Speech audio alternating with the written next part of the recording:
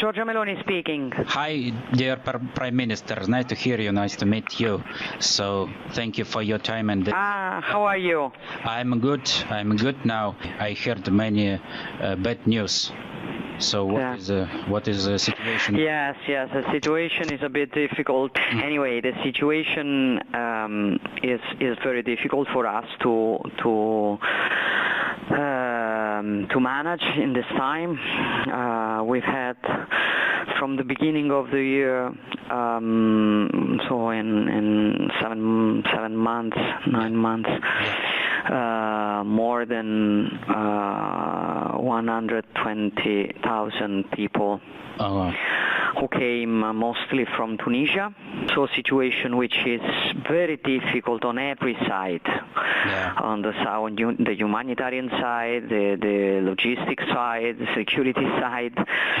So I'm having, and what I see is that these flows risk to be increased for the situation that's going on in Africa, moreover in the Sahel, but also with the problem of the grain and all the problems that you know quite better than me. We are working also with the European Union for a memorandum with Tunisia to help, not only managing migration. I mean, my idea is always that you have to do both the things. From one side, I agree absolutely, and I just met with Charles Michel, and we had a conversation about the situation. And he said that the problem is that Italy can't stop them, and he thinks it is a problem mostly from Italian side, as he told me. Yeah, absolutely. Europe has thought for a lot of time that it could solve the problem closing it in Italy. What they don't understand is that it is impossible. The size of this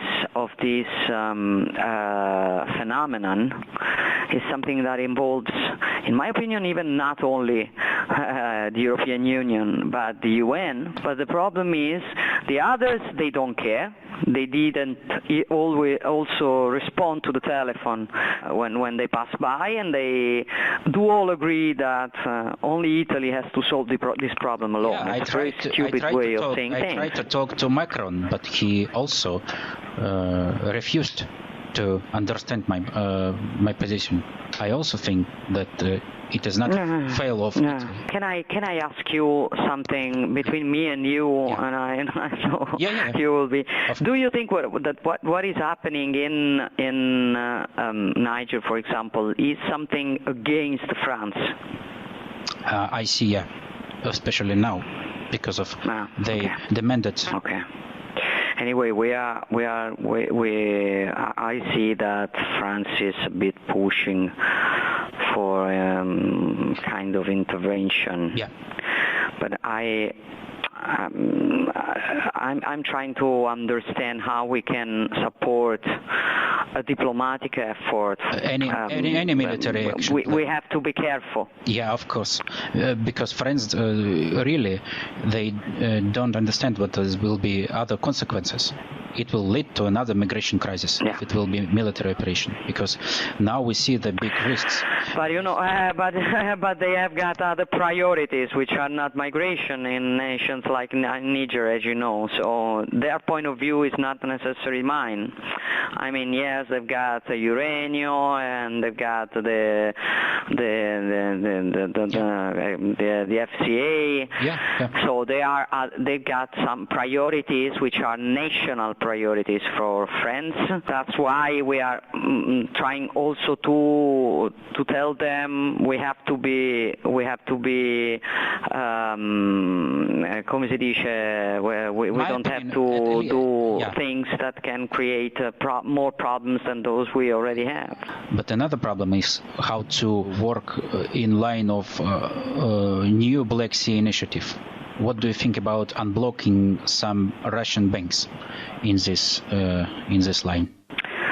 I think we have to discuss it. I think we have to find a solution for instead the situation is impossible to face for us. So there must be solutions found for it. I've been also discussing it in the G20.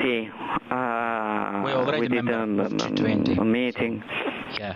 Yes, in the meeting about Africa, we've been discussing it. If we allow Russia to blackmail us, that could be always worst. But if we don't find other solutions, becomes a problem that is impossible. So somehow we have to go out from that.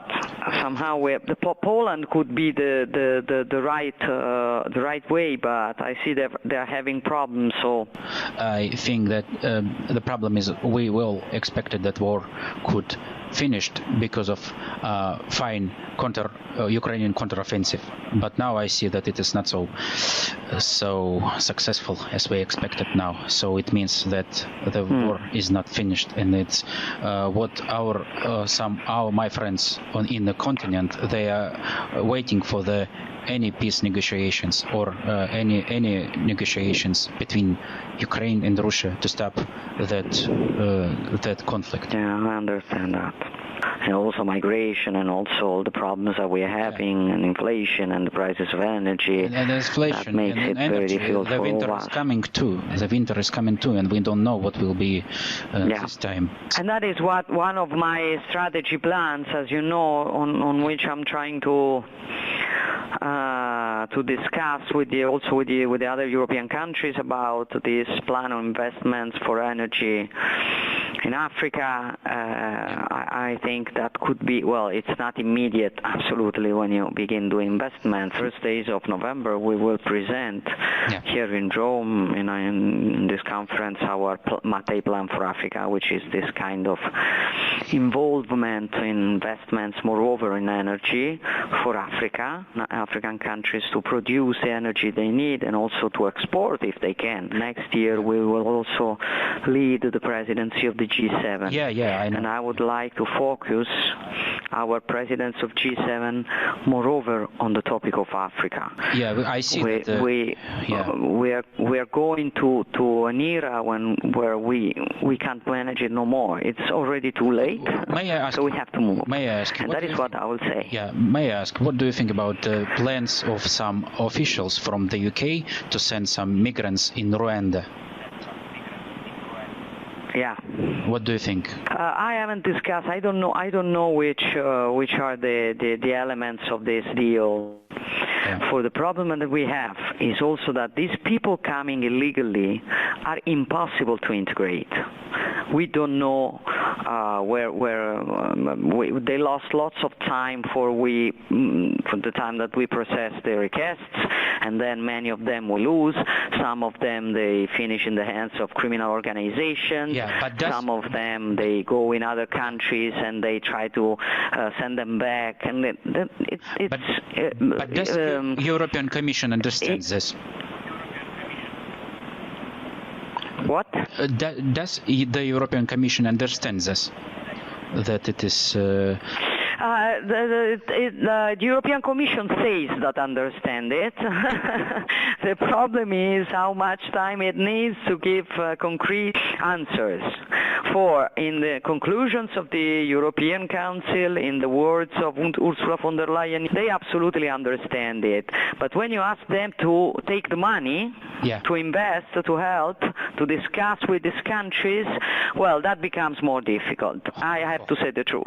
Yeah, of course. It is also about Tunisia. I organized this memorandum between Europe and Tunisia that President Zayed signed with us in the middle of July, but he didn't see €1 yet.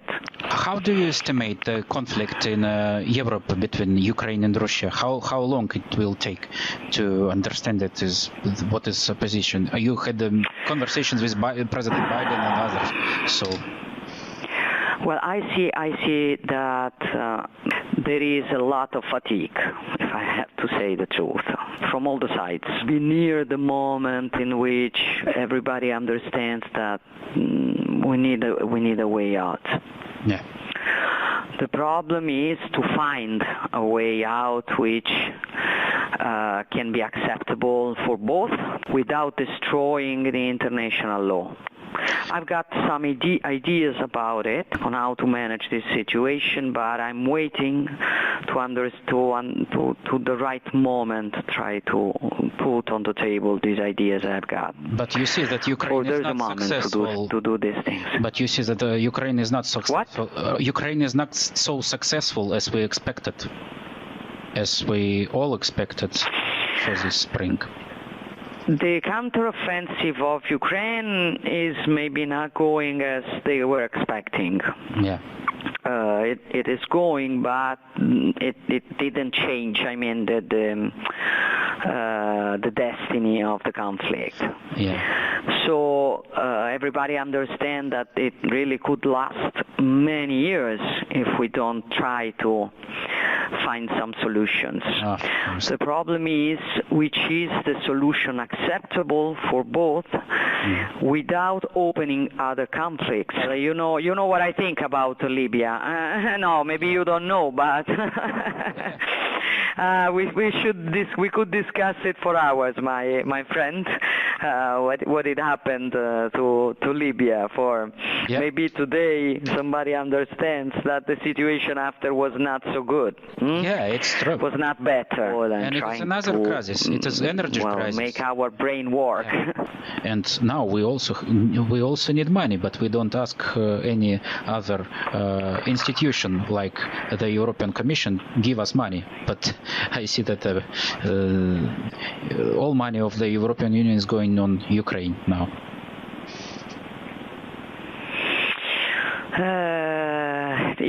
What I'm working on is to let them come to Africa too.